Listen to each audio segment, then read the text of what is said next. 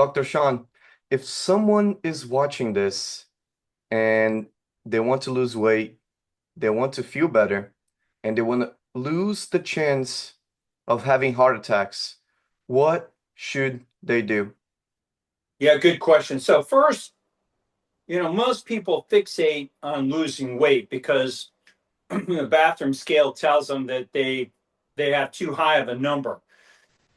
But you don't want to live your life based on a number. You're a human being, so you want to lose disease. You want to lose disease tissue. So purpose, just like your question says, you want to eliminate the what is going to cause you to have a heart attack. And so the most immediate steps for eliminating this epicardial fat is what we've seen in studies is, by the way, when you eliminate this epicardial fat, this heart fat, you also eliminate visceral fat, fat deep in your abdomen, and you also eliminate fat within your muscle called myosteatosis. This is where your muscles become marbleized with inflammatory fat. This is why when you typically age, your muscles are filling slowly with fat and you're turning into a ribeye. You don't know you're turning into your ribeye, but it doesn't matter that you lifted a ton of weights. Let's say you're the world champion weightlifter. You're like Arnold Schwarzenegger. When you hit your 60s, you're going to have a physique that is a fraction of what it was before because of that inflammatory fat that went undetected. All these bodybuilders don't have the courage and knowledge to get a single MRI and look for this fat that's filling their muscle. They're losing their subcutaneous fat. So just kind of set, before I answer your question, I'll take my shirt off. I've not worked out today. I'm 62 years old. I work out, hardly worked out my lifetime. When I started working out, it was 15 years ago, and I've worked out the same way ever since. About 15 minutes every 3 days or 5 minutes a day. I freaking hardly work out. Why? Because animals do the same thing. They hardly work out, but they look great. They look healthy. I don't take testosterone. I don't take growth hormone. I don't abuse insulin. I don't take steroids. And I have never, ever, ever done that. I like all these social media influencers that say, I don't do steroids. I don't do this, but they did it for years. Okay. Then they stop and now they think that, that they'll explain their body. I never have. You have a natural, beautiful, healthy body given to you, and it will stay that way if you live correctly. So exercise is not the key. It's not the only thing. You're not going to exercise yourself into maintaining a good, healthy body without doing many, many other things. So let's get into that. So we'll put exercise on the shelf as far as a strategy for getting rid of this fat for now. I'll return to more decency and put my shirt on here in case there's some little muffin out there who goes, oh my God, I can't. He took his shirt off. He's so unprofessional. Listen, we need this kind of character and personality and influence. You can't be this fat man or woman hiding in a white coat with a stethoscope telling people what they got to do to be healthy. I agree. Sometimes it comes down to how well you hunt with that spear, that we need to say, that woman is who I'm going to listen to in terms of how I'm going to live my life. All right. So the first thing I would recommend is you cut out processed foods. Processed foods are the biggest contributor to this fat forming around your heart. And it starts very, very early because we get exposed to it. In some cases, day one. Some infants are born and tragically, they have shoved in them formula instead of the absolute miraculous source of food that should be provided to them in the form of breast milk. We start giving babies, infant formula to, and in one case, a client who came to me, he was given worse than infant formula. His pediatrician, who although I think was well intended, was an absolute lunatic because he advised that my client's mother to feed that baby Borden sweetened condensed milk. Can you imagine being raised from day one on sweetened condensed milk? What that would do to you?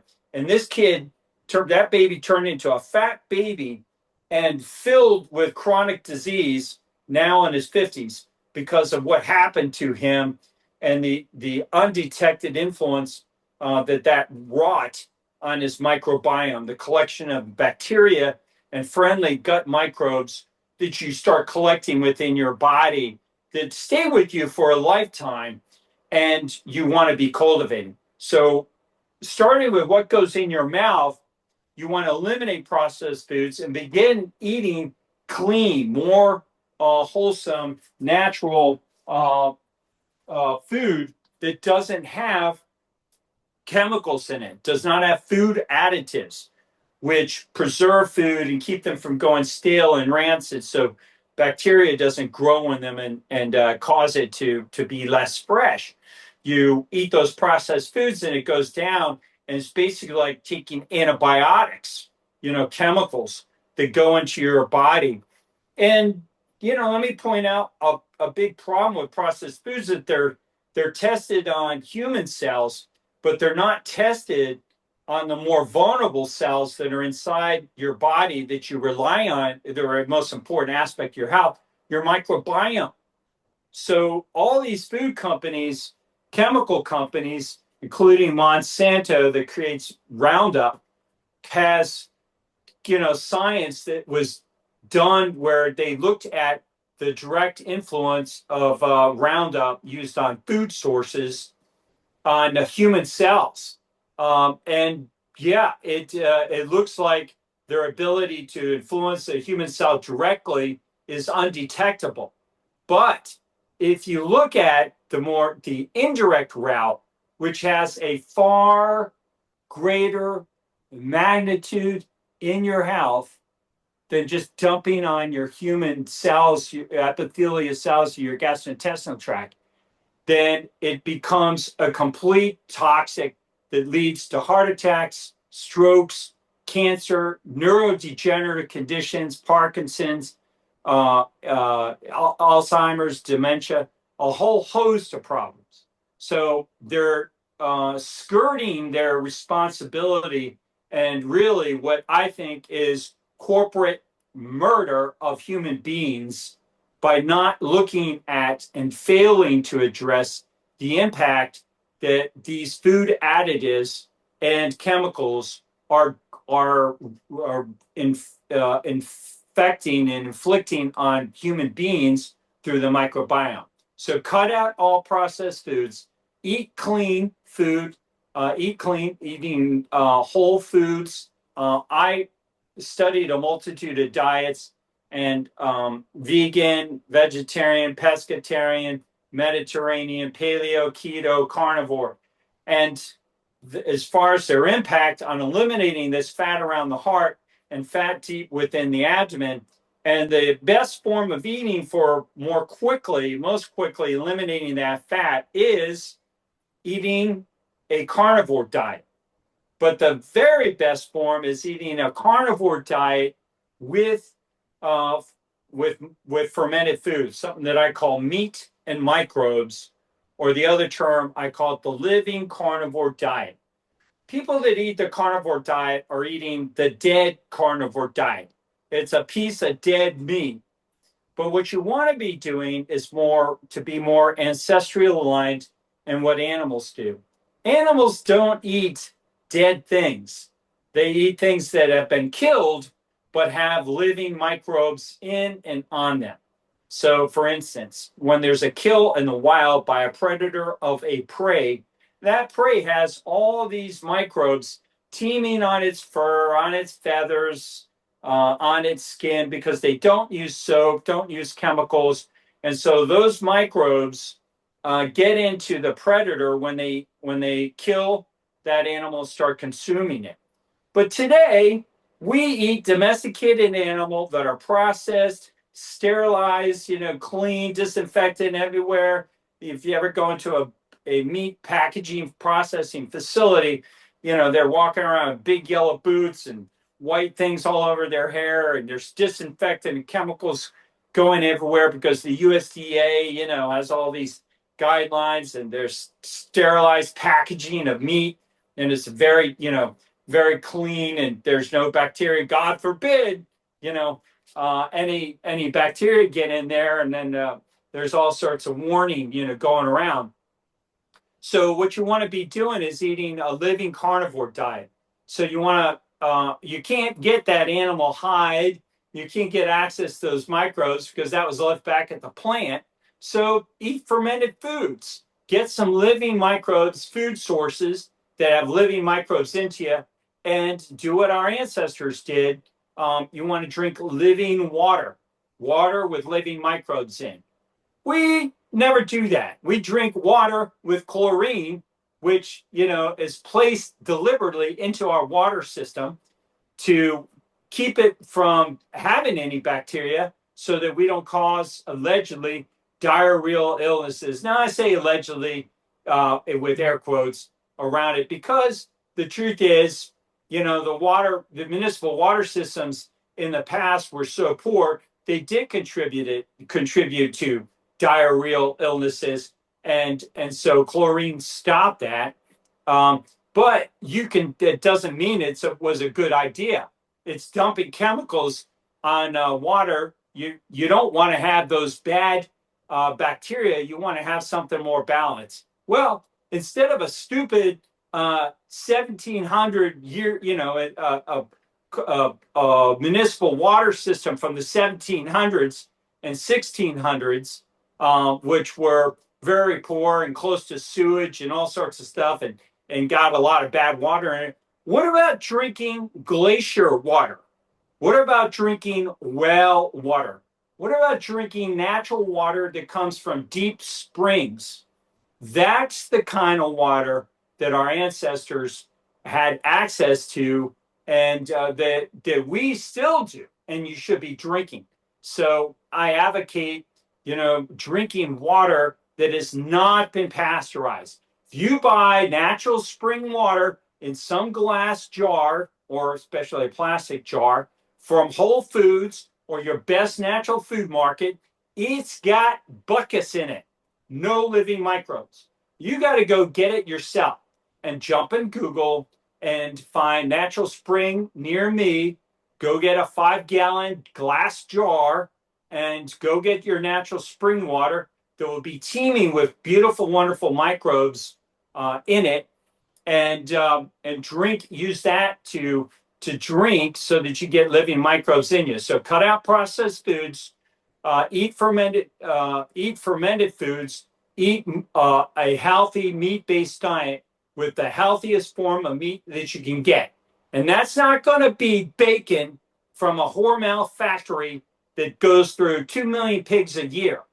It's going to be something like grass-fed, grass-finished, pastured animals that are out in the sunshine, that, don't go, into barns and get all stressed out, and are fed an unnatural diet like pellets and wheat and feed and grain and corn and soy, but it's got its beautiful large head down on the ground, eating living grass coming out of it.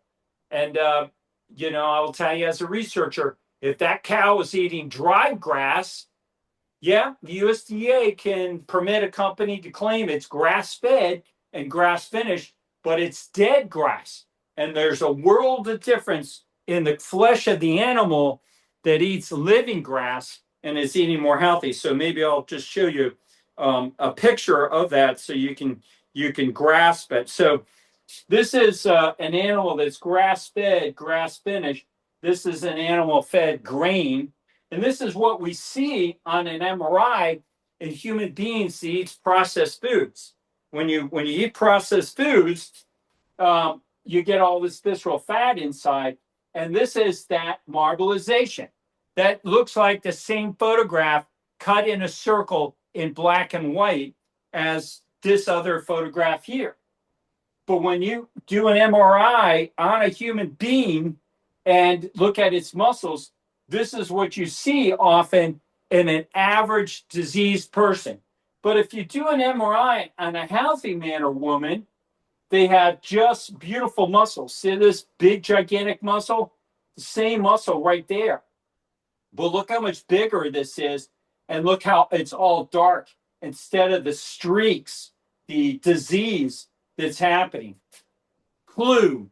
Ready for this? If you're watching this podcast, your muscles don't work as well when they start to get replaced with fat. Okay? Don't worry about cholesterol. You want to worry about this fat filling your muscle, filling surrounding your heart, and filling your abdomen, because this guy's visceral fat is just that tiny little bit there. You see this little muscle here? That's called your core, iliopsoas.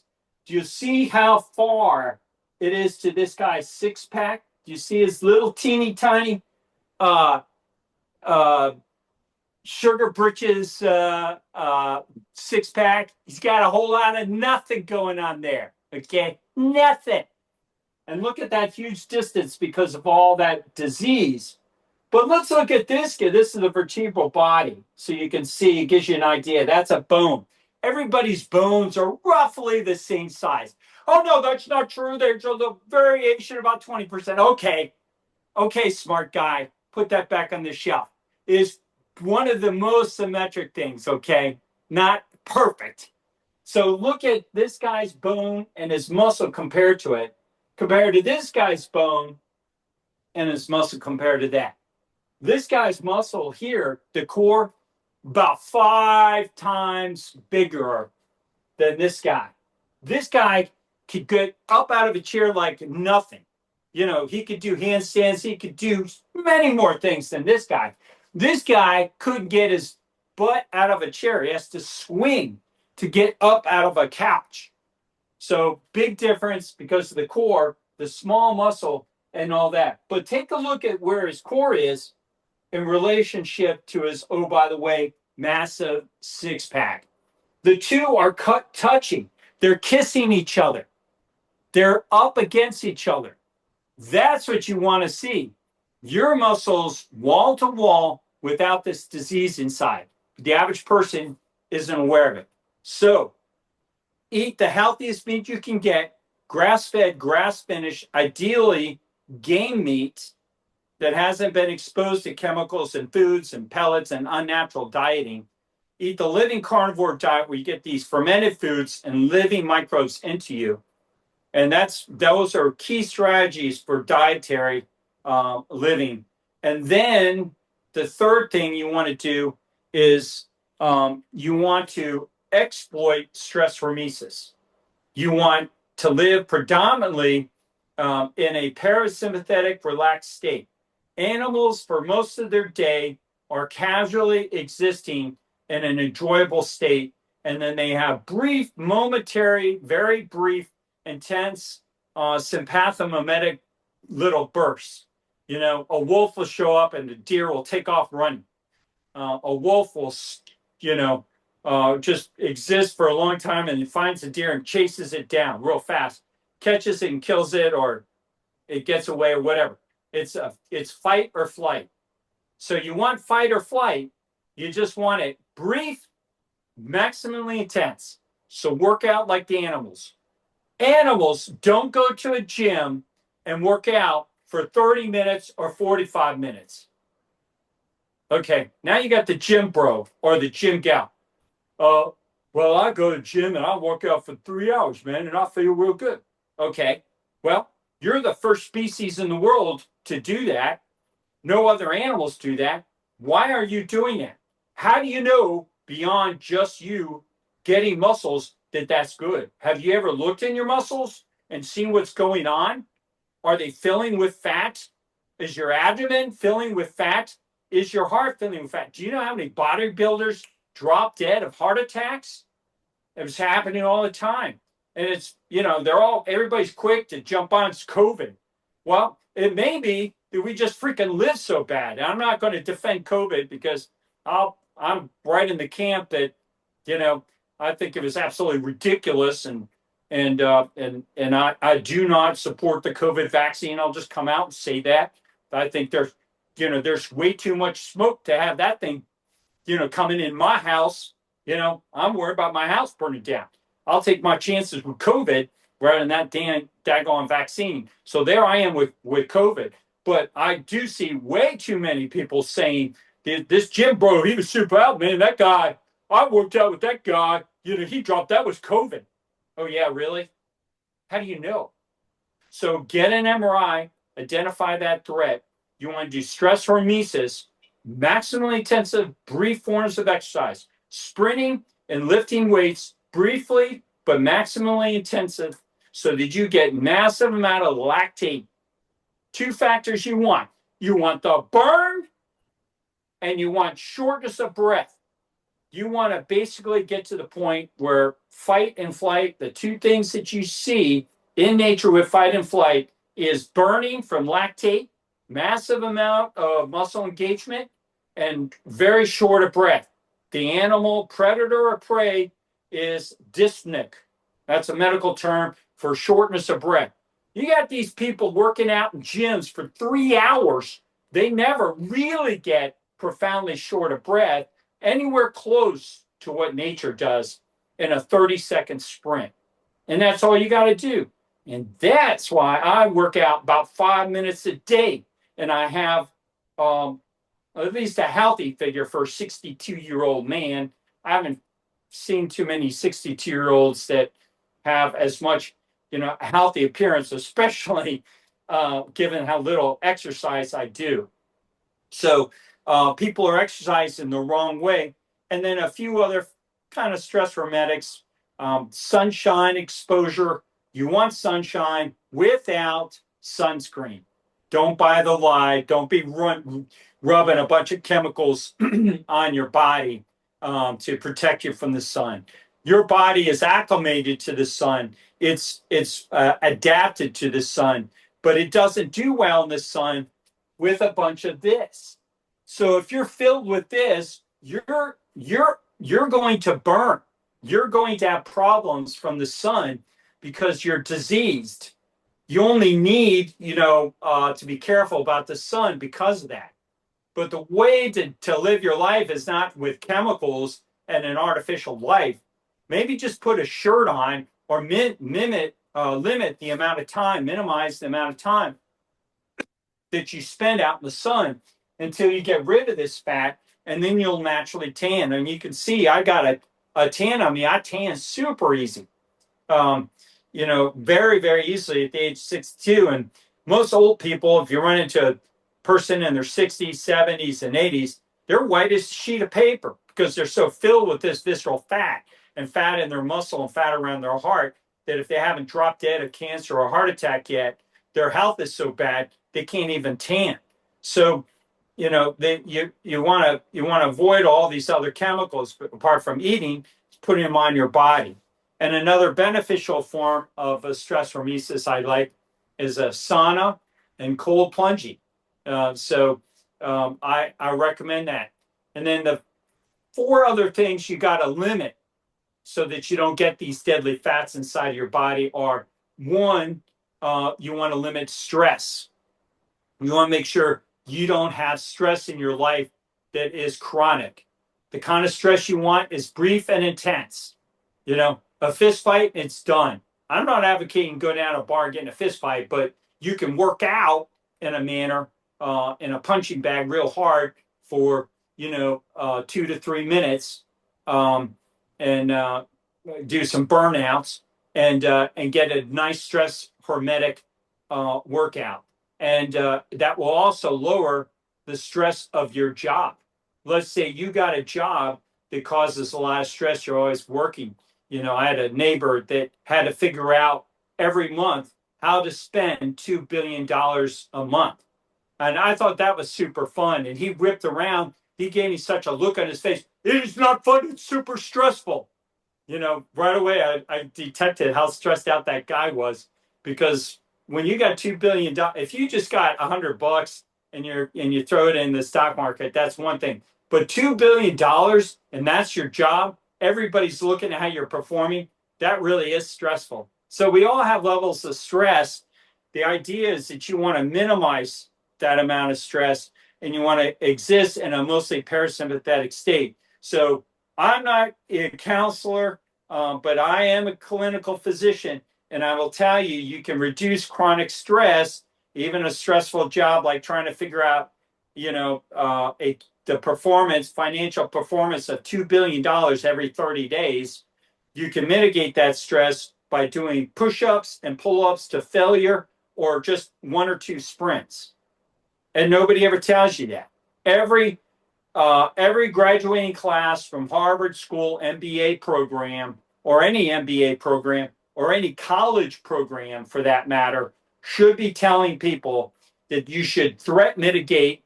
One of your biggest sources of disease is going to be stress coming in from cortisol, and you can actually diminish it by just doing some sprinting, pull-ups, and push-ups.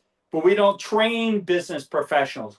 We don't train any kind of professionals with awareness of this threat, a stress. And we sure as heck don't tell them about epicardial fat, the fat around their heart. So what really matters most in your life, almost nobody ever finds out about. And so those are my recommendations in a nutshell.